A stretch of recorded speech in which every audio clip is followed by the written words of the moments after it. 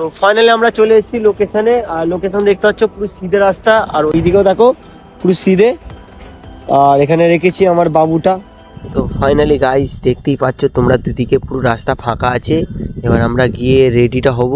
আর ready তো হব, আর প্রথম কথা হচ্ছে পুরো ফুল সেফটি নিয়ে, আর পা হাত পা সব মানে ফুল সেফটি, হেলমেট ফেলমেট পরে আজকে উইলি মারবো।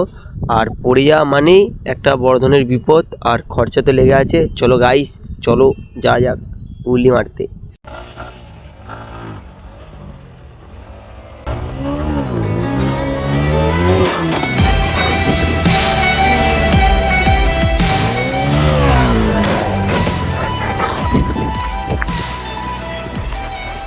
তো ফার্স্ট উলি মারতে গিয়ে আমি পড়ে গেছি, তো আমার চোট হয়েছে অনেক, আর বাইকের অনেক ক্ষতি হয়েছে।